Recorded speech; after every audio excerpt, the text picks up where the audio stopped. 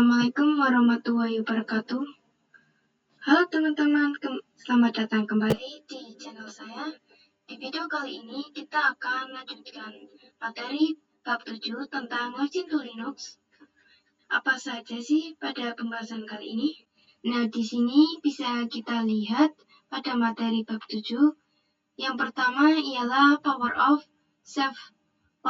versus save, export import virtual machine, Merging to Linux, dan Phishing Debian Resolution. Nah, kita langsung contohkan saja pada virtual machine atau server yang sudah kita buat. Nah, ketika kita silang atau kita close atau kita stop, ini server yang sudah kita buat, dia otomatis akan menanyakan di save dengan save the machine state atau power off the machine. Nah, apa bedanya kalau power off the machine itu? Nah, ketika kita silang atau kita mau close atau kita mau stop ini server yang sudah kita buat, dia otomatis nanya mau di save dengan save the machine state atau power off the machine. Nah, apa bedanya? Kalau power off the machine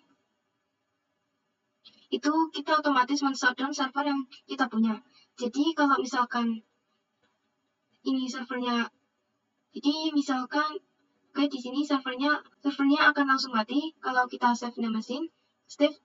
Ini dia cuma nge-sleep atau dia akan matiin servernya. Cuma ketika kita nyalain lagi atau kita merunning lagi servernya, dia akan ada pada tampilan sama. Saya akan contohkan terlebih dahulu di save the machine state. Dia akan pada tampilan sama. Saya akan contohkan terlebih dahulu. Di sini saya akan buat ls. Ya, saya coba matikan servernya. Save the machine state. Kita klik OK. Nah, terus saya start lagi. Nah, dia akan kembali pada tampilan yang sama yang ada pada server kita. Jadi istilahnya seperti sleep aja sih kalau misalkan di laptop. Nah, apa bedanya kalau misalkan kita coba matiin pakai power off the machine? Nah, apa bedanya kalau misalkan kita coba matiin pakai power off the machine? Kalau misalkan power off the machine, dia akan mati total. Jadi tampilannya ketika kita merunning lagi, dia nggak akan kembali pada tampilan sama. Jadi kita coba saja power off the machine.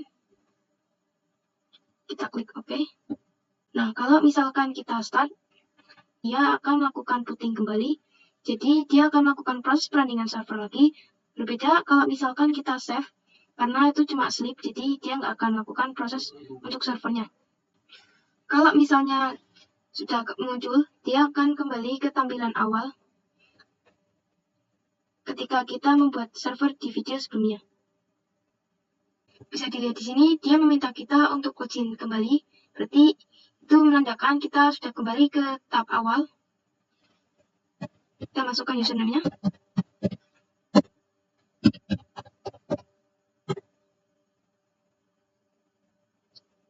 Oke, kita lanjutkan pembahasan yang kedua, yaitu export import virtual machine.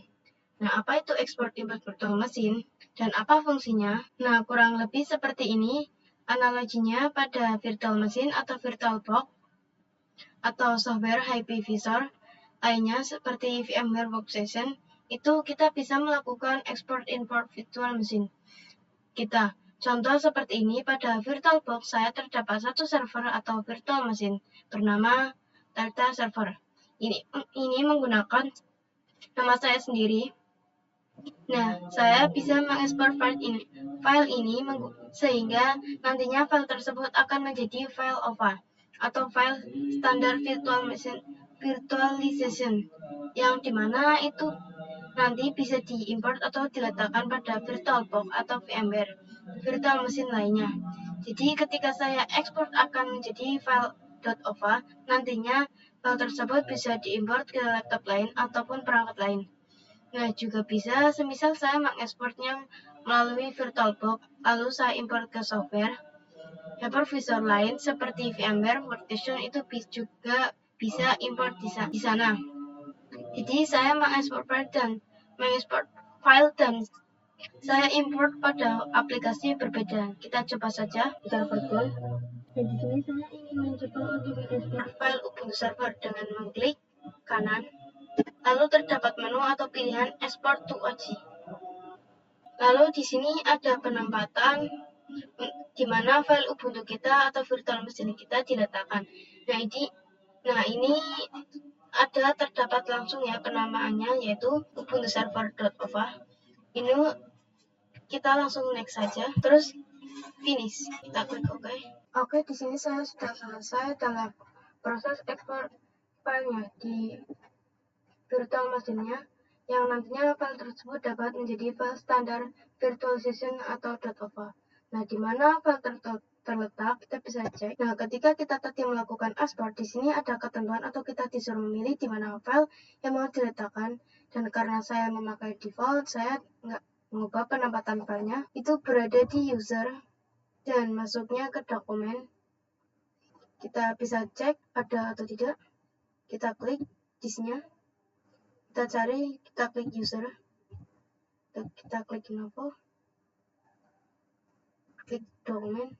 Ini di sini filenya sudah ada, berarti proses ekspornya sudah berhasil. Sekarang kita coba ke file tersebut. Nah, bisa dilihat di sini sudah ada Ubuntu Server.ova. Itu berarti proses ekspornya sudah berhasil. Sekarang kita coba di filenya tersebut. Kita import ke software virtual machine lain atau laptop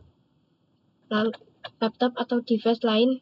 Di sini kalian bisa di kanan ngeklik choose another app. Nah, pada awalnya atau pada dasarnya VirtualBox-nya nggak muncul, jadi yang muncul cuma yang lain. Nah, jadi bagaimana caranya ketika tidak ada opsi atau pilihan VirtualBox Manager? Kalian bisa scroll ke bawah, lalu klik yang choose app your own PC. Nah, di sini ketika teman-teman sudah membuka filenya, biasanya teman-teman akan diarahkan ke disk PC-nya. Seperti ini caranya. Bagaimana untuk menemukan filenya VirtualBox kita, kalian bisa masuk ke lokal disk, lalu buka yang bagian file, jangan yang file kali 86. Nah, di sini kalian bisa cari yang virtualbox.exe yang tipe, karena saya sudah ada, jadi saya nggak perlu open, kita close. Nah, di sini kalian bisa klik yang choose on saja atau always.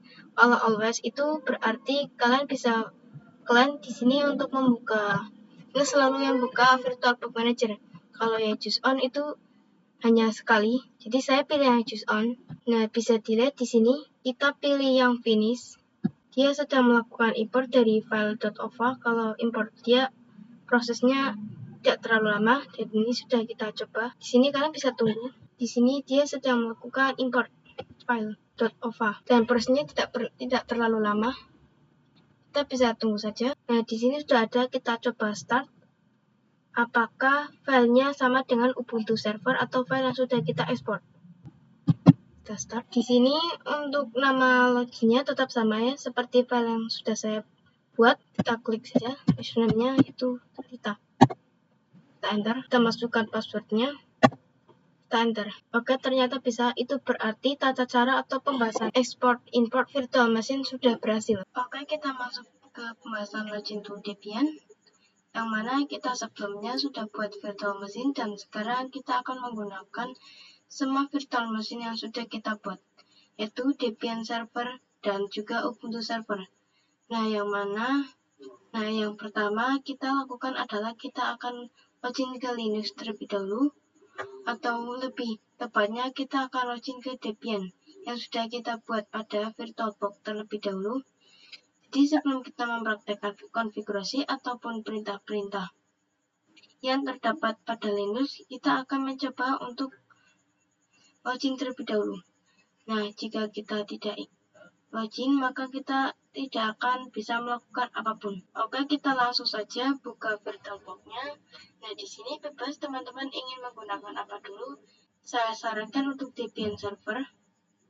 Tersendiri terdapat GUI atau Debian Environment, yang mana terdapat tampilan seperti desktop seperti ini. Nah, jadi kita akan lebih mudah untuk menggunakan Debian Server terlebih dahulu.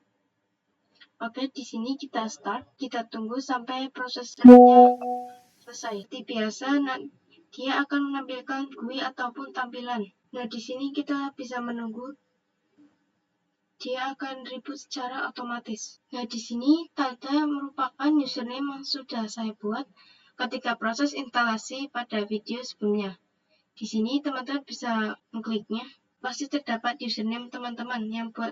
Maka teman-teman harus diingat ketika proses instalasi itu teman-teman gunakan dua password dan password root dan juga password username. Di sini adalah password Debian servernya. Sama karena Debiannya, karena saya kedua password itu sama, sehingga itu memudahkan saya dalam mengingat password. Tapi kalau sudah di lapangan, teman-teman memiliki server atau penyebaran yang berbasis Linux. Itu teman-teman bisa menggunakan sandi yang berbeda. Di sini saya akan masukkan password yaitu 12345. Seperti ini ya, kita tunggu. Oke, dia akan menampilkan desktop. Nah, mungkin bagi teman-teman ini terlalu kecil ya untuk desktop atau pembelajaran Linux menggunakan Debian environment. Untuk membesarkannya, teman-teman bisa klik kanan di sini. Ya, arahkan kursornya ke arah sini. Pilih pengaturan tampilan. Lalu pengaturan tampilan. Nah, di sini terdapat resolusi yang mana 4:3. Ini kita bisa sesuaikan dengan yang kita inginkan. Saya akan menggunakan yang 16:10. Lalu kita terapkan. Nah, lalu simpan perubahan. Nah, sekarang sudah lumayan besar ya, jadi ini sangat nyaman untuk dilihat. Oke. Sekarang kita kembali ke aktivitas. Kita bisa, ini untuk melihat aplikasi apa saja yang terdapat pada Linux, kita bisa ke aktivitas, lalu ketik di sini. Teman-teman bisa mencari aplikasi yang teman-teman ingin gunakan. Karena ini kita akan membuka terminal, pada video selanjutnya kita akan mempraktekkan perintah-perintah Linux itu pada terminal. Jadi di sini kita ketik saja terminal. Di sini agak lemot. Kita pilih yang ini. Nah, jika untuk tampilannya terlalu kecil buat teman-teman bisa menggunakan Ctrl plus. Nah, jadi keyboardnya adalah Ctrl plus Shift seperti ini ya. Jadi ditekan bersamaan. Nah, ini sudah besar. Oke, sekarang kita sudah masuk ke pembahasan yang fixing Debian resolution. Yang mana pada pembahasan kali ini kita akan membenarkan atau memperbaiki resolusi pada Debian kita. Yang mana sekarang itu untuk Debian kita itu terdapat baru untuk meng-scroll seperti ini ya. Nah, lalu bagaimana cara untuk kita tidak perlu untuk men-scroll? Di sini kalian bisa arahkan ke view. Lalu pilih full screen mode. Atau bisa juga menggunakan shortcutnya yaitu host F.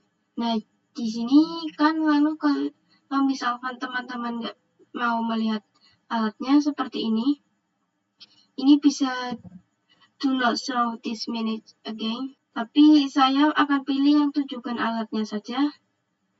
Lalu kita nah, dia akan full screen seperti ini ya. Jadi benar-benar nggak ada bar untuk scroll ke bawah, scroll atas ke bawah.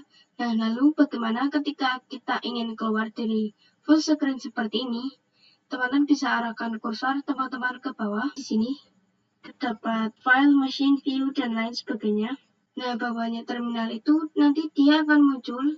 Lalu untuk keluar teman-teman bisa pilih yang tengah ini sebelah tanda silang, lalu klik.